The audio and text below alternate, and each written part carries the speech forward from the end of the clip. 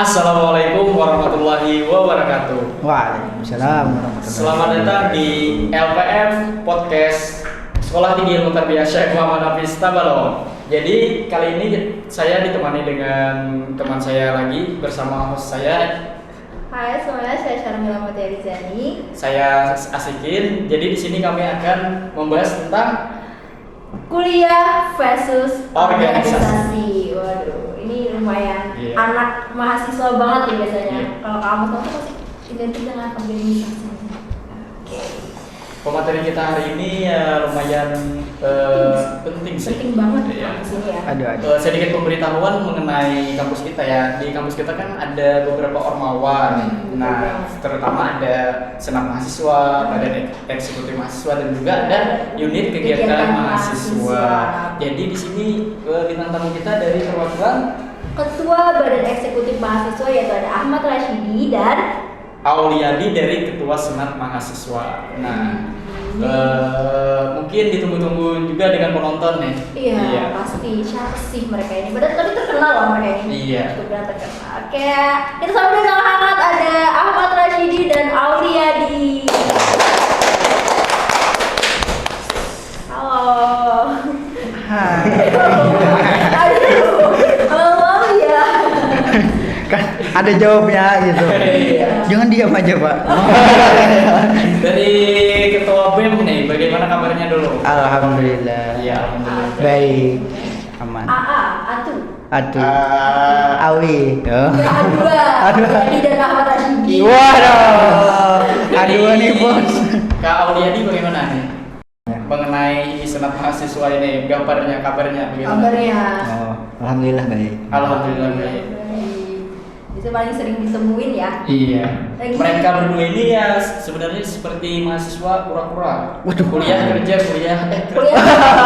Iya. Maaf, saya kuliah apa? Kuliah apa? Iya. Identiknya ya. Iya, identiknya kan kalau ada mahasiswa kura-kura dan juga Kupu-kupu. iya, kalau mereka ini istilahnya tuh banyak kegiatannya banyak di kampus. Iya, setelah kuliah ke kampus. Ada lagi sih kayak kunang-kunang. Waduh. Kuliah nangkring. Iya. Anak tongkrongan cuy. Oke, ini kita manggilnya siapa dulu? Kalau Ahmad Rashidi ini biasanya paling sering dipanggil siapa sih kira-kira? Malu banget. Rashidi. Santai dong. Biasanya Rasidi. Oh, iya. Biasa. Ya kalau panggilan akrab Amang biasanya. Ama. Iya. Oh, ini ada yang panggilan akrab ya nih. Iya. Kalau lihat ini supaya enak nanti kita ngobrolnya sambil santai nih. Adi. Biasanya bisa dipanggil Adi, bisa dipanggil Au. Wow. Lebih enak AO aja ya. Ya. Oh. Tapi beliau ini terkenal dengan Adikom. Oh. Oke. Ngomong-ngomong masalah organisasi nih dari Badan Eksekutif Mahasiswa maupun Senat Mahasiswa, kan kalian terpilih nih tahun ini 2022-2023. Apa sih alasan kalian mengikuti organisasi tersebut? Dari Ahmad Rashidi lah terlebih dahulu. Iya. Alasan kita mengikuti organisasi BEM. Iya, Iya, organisasi. Ya mungkin salah satunya itu alasan saya kenapa ingin ikut organisasi. Tujuan saya pertama saya mau berkhidmah dengan kampus Sekolah Tinggi Ilmu Tarbiyah Syekh Muhammad Hafiz Tabalong. Dan kebetulan juga kan alhamdulillah saya ini lulusan Pondok Pesantren Rodatul Ulum Hentakan Berbay. Nah, di sana itu mengajarkan kepada saya bagaimana kita itu agar ilmu itu bermanfaat walaupun kita babal kita belajar, yaitu salah satunya dengan berkhidmah. Itu tujuan ulun salah satunya gitu. Mungkin itu sih dari ulun. Oh, berarti latar belakangnya ini anak pondok. Oh, iya. Anak pondok Alhamdulillah. pemimpin kampus. Waduh. Dari badan eksekutifnya. Wah, luar biasa. Oke, kalau dari Auliadi nih. Iya. Alasannya. Kalau saya sendiri, alasan kenapa mengikuti organisasi tentu kalau orang itu kan dalam kehidupan itu kan pasti ada figur yang diidolakan. Nah, Iya.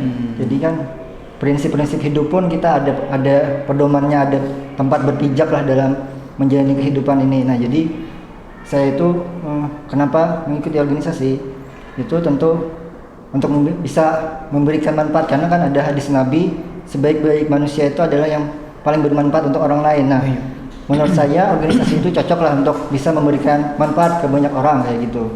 Gitu. Ya. Wah, luar biasa dari dua narasumber kita ya. Iya, dingin berkata-kata apa ini kayak wah.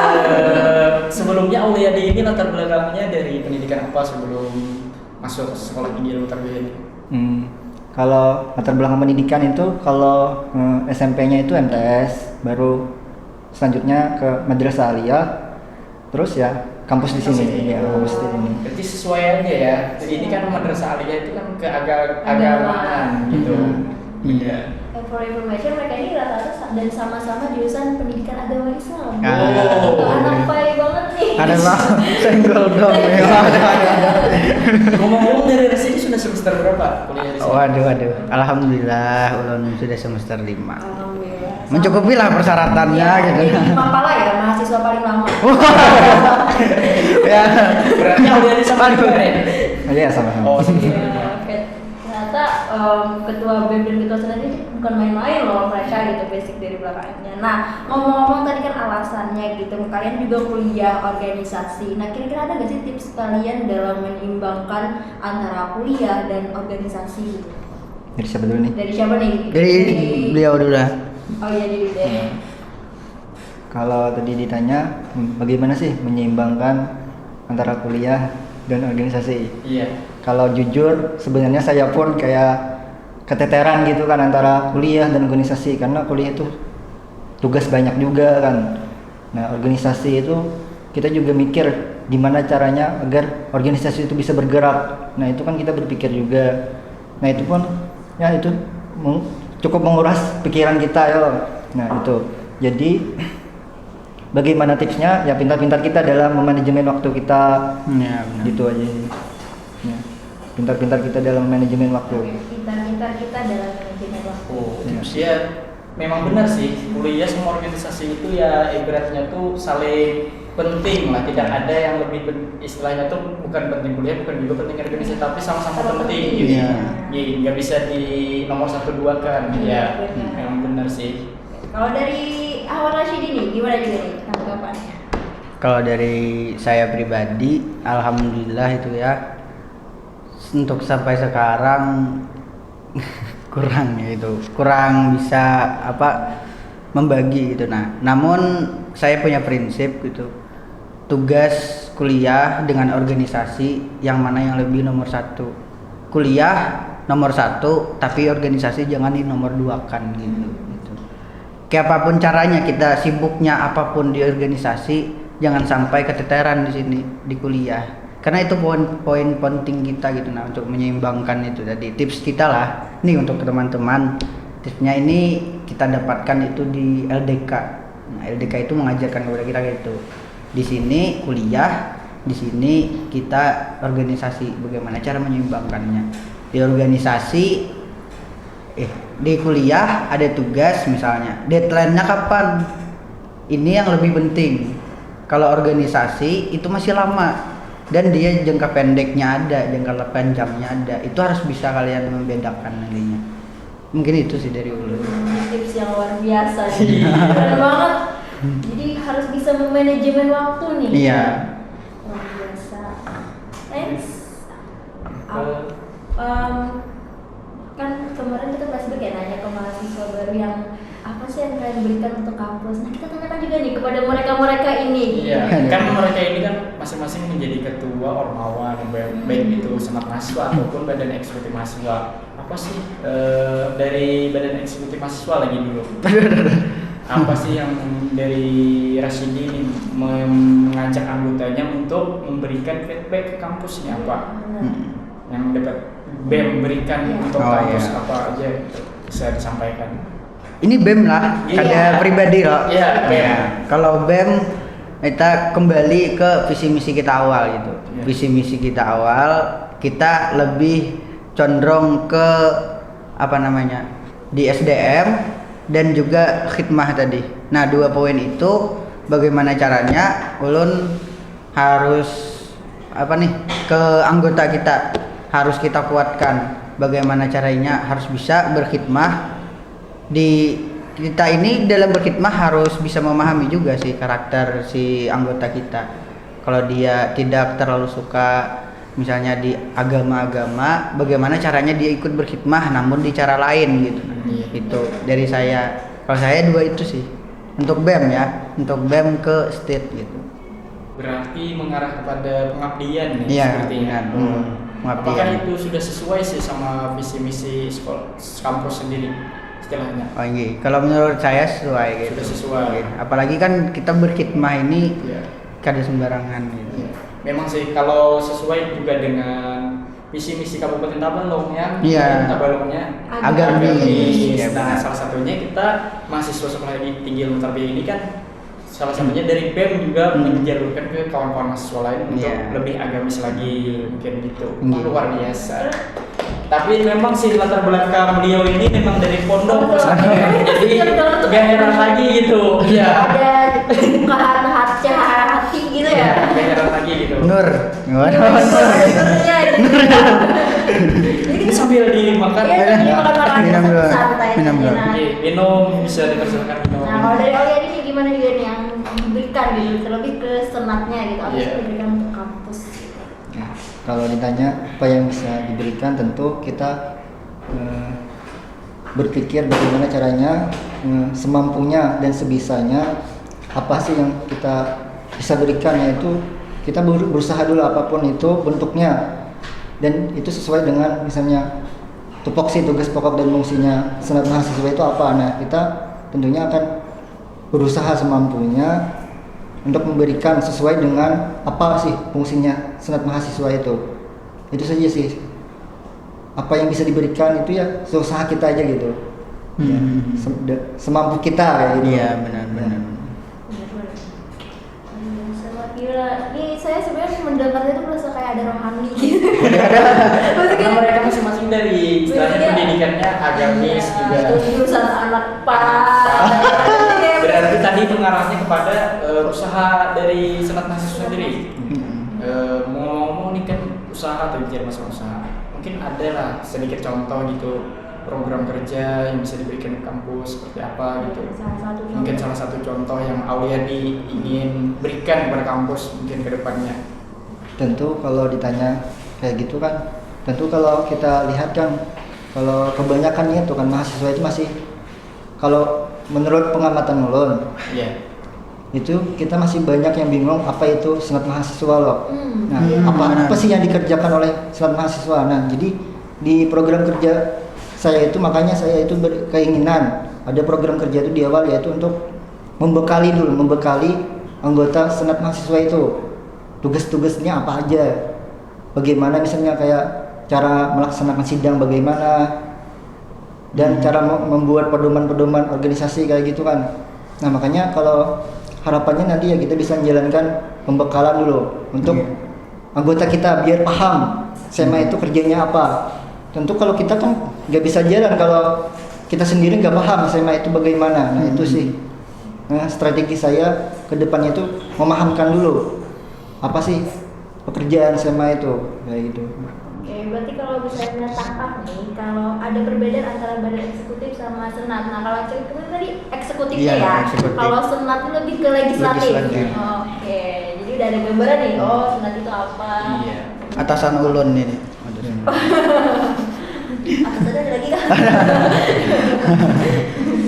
Oke. Iya, ngomong-ngomong kan dari kalian ini kan masing-masing tadi ya ketua dari badan eksekutif maupun ketua senat mahasiswa, harapan kalian ke depannya nih apa kira-kira yang Organisasi yang untuk kalian organisasi yang kalian jadikan? pimpin. Misalnya kan kalian ini nantinya tidak selamanya nih kan Iya. menjabat istilahnya.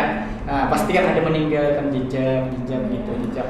Mungkin apa sih harapan kalian ke depannya nanti untuk organisasi dari Auliadi terlebih dulu? Ya, kalau dari saya sih pengennya itu, ini kan kita pengen Iya. berharap. Nah, itu kita tentu memperbaiki dulu sistem di organisasi tersebut. Kalau sistemnya masih berantakan, tentu tidak akan berjalan dengan baik. Bujur. Nah, jadi kita harapannya itu memperbaiki sistem di organisasi itu dulu kayak gitu. Ini aja kita masih nggak jelas sistemnya bagaimana kan, kayak gitu. Dan harapannya juga semoga nantinya ke depannya nih kan, untuk SEMA, BEM dan OKM itu kan kita berharap nih semoga didengar oleh pengelola, dosen. Itu semoga kita itu ada pembimbingnya, pendamping organisasi Iya. itu ada kayak gitu. Jadi kan organisasi ini lebih terarah, lebih ada kayak gimana ya, masih kayak ada yang membimbing lah Ya benar. biar organisasi itu jalan dengan baik kayak gitu loh. Nah iya, jujur juga. Iya, memang benar sih kata Auliani tadi kan, dari organisasi-organisasi di kampus Sekolah Tinggi Ilmu Tarbiyah ini masih istilahnya tuh masih awal nih, masih awal kan, baru ini sudah baru 2 kali ganti. Iya. Jadi tiga. Kalian ini angkatan yang ketiga ya. Angkatan ketiga. Nah, istilahnya itu masih awal-awal, masih menyusun kerangka lah istilahnya. Ya tadi memang benar harapan Auliani sih, harus ada pembimbing lah itu. Iya. Supaya didengar oleh pengelola kampus ya, nanti bisa disediakan pembimbing. Iya. Kepada pengelola kalau didengarkan. Aduh. Ya, pasti ditonton dong. Oh iya, benar. Kalau dari apa sendiri juga apa Oh, nih iya. harapannya gitu. 11-12 ya. Nah, kalau dari Pak Auliadi tadi itu sudah terwakilkan. Semuanya terwakilkan. Pasti semua organisasi yang ada di kampus ini terwakilkan. Kalau dari saya mungkin ke khusus BEM gitu. Iya. Kalau ke khusus BEM, harapan saya nantinya ada estafet kepemimpinan nantinya tidak jauh bagaimana dia memimpin di BEM ini, jangan sampai melenceng kayak apa stit sebujurannya gitu. Itu. Catat Itu sih. ya anak BEM. Ini dari ketua kalian loh. Iya. Yang pasti ulun berharap itu anggota ulun mempunyai kepribadian ataupun bukan sifat sih, karakter kepemimpinannya ada gitu ketika di bawah kepemimpinan ulun. Jadi mereka bisa melanjutkan nantinya dengan baik gitu. Iya. Itu sih harapan ulun. Benar sih, harus ada karakter kepemimpinannya ya. Iya. Tapi ngomong-ngomong nih kan, karakter kepemimpinan itu kan banyak. Iya, wujud. Mungkin kasih tahu lah juga kawan-kawan mungkin dari Salah anggota satu. KP nanti yang lagi nonton ini bisa Iya. kasih tahu bagaimana sih karakternya yang Rasi diinginkan nantinya supaya bisa memimpin lebih baik. Iya. Kan maunya kan lebih baik Iya, gitu. benar-benar. Iya, mungkin bisa lah karakternya. Nah mungkin Pak, untuk anggota Badan Eksekutif Mahasiswa Sekolah Tinggi Tarbiyah Sewa Pista Balong, untuk karakter itu banyak. Yang pasti kita harus tertuju kepada bagaimana baginda Nabi besar Muhammad SAW memimpin. Beliau mempunyai 4 karakter: sidik, amanah, patonah, dan satunya tablik. Yang 4 ini jangan sampai kalian tinggalkan. Ini adalah salah satu fondasi kalian dalam kepemimpinan. Karakter lainnya pasti banyak kalian dapatkan nantinya di LDK. LDK nantinya akan kita selanjutkan secepat mungkin gitu. Mungkin itu saja. Terima kasih, itu aja sih. Ah. Ini jujurnya pas dengar itu kayak menyentuh hati. Waduh. Pembicaraan hari ini lebih serius ya. Kayak gitu. Iya. Karena memang beda sih sama orang-orang yang bicara sama orang pemimpin. Iya, Memang beda. benar. Iya. Emang beda, emang mereka suka. Auranya memang. Apalagi kan dari anak pondok tadi. Aduh, Biasa. terlalu lah. Yang pasti tadi karakternya kepada Baginda. sifat Nabi Muhammad SAW yang ada 4 ya. Tapi ada sih, boleh nambah nih. Boleh. Ada. boleh. Kalau dari teman-teman pengen contoh karakter di pemimpin Indonesia, kita lihat untuk yang terbaru ini ada beberapa pemimpin ya yang ulun salut itu. Yang pertama itu Gubernur DKI Jakarta, Bapak Anies Baswedan. Itu karakter beliau sangat bagus. Ketika kita amati, dilihat di sidik, memang beliau sidik, amanah beliau, dan beliau menyampaikan dengan sebenar-benarnya. Beliau janji beliau itu memang beliau jalankan gitu. Dan beberapa referensi atau sumber yang saya dapatkan dari awak media, yang mana masyarakat di sekitaran sana sering mengatakan gitu, Bapak pemimpin ini sering datang ke lokasi atau sering bersama masyarakat gitu, nah tanpa awak media. Wah. Itu bagus tuh menurut ulun lah pribadi. Iya. Banyak sih pemimpin kita, Bapak Jokowi dan lain sebagainya, itu pemimpin yang sangat bagus, karakternya juga bagus gitu. Nah, itu semuanya pemimpin Indonesia ini bagus. Ya, luar biasa. Gak kerasa ya. Waduh.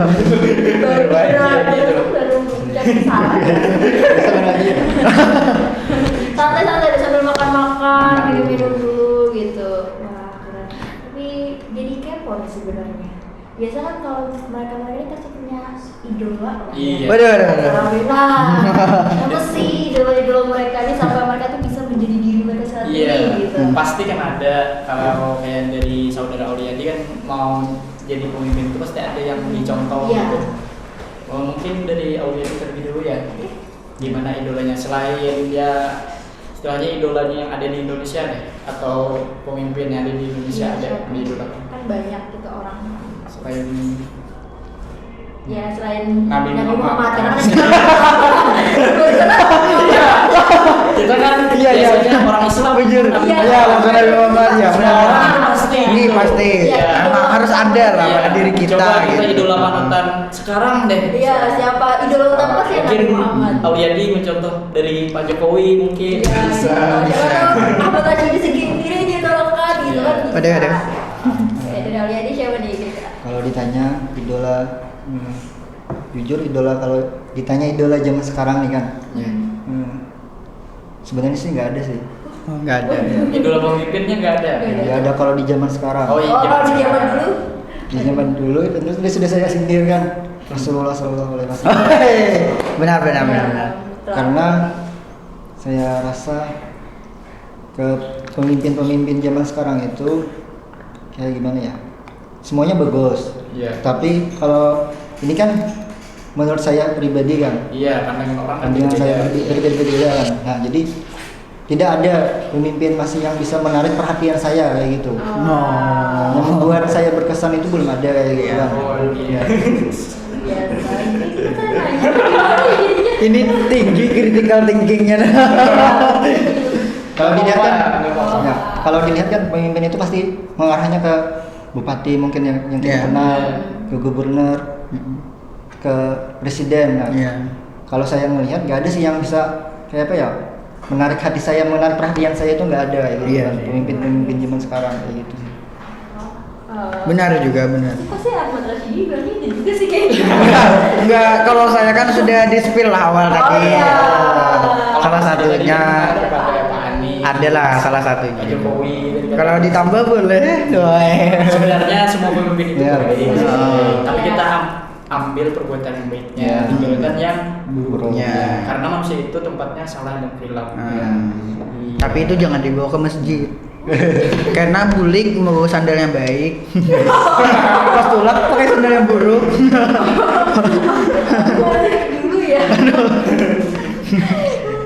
Bujur. Oke, wow, ini seru banget loh sebenarnya. Tapi kayak agak tegang gitu. Wah. Serius tadi. Bawa makan dulu lah. Akhirnya kelihatan nih mereka ini. Ternyata mereka ini friendly loh. Friendly, Wah. orangnya enjoy aja gitu. Nanti berarti kalau misalnya ketemu mereka, sapa-sapa aja kali ya. Iya. Siapa aja? Waduh, ya.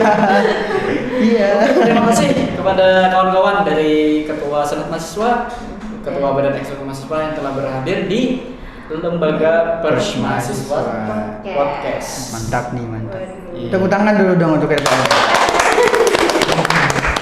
Sebenarnya saya agak gugup di depan mereka. Wajib.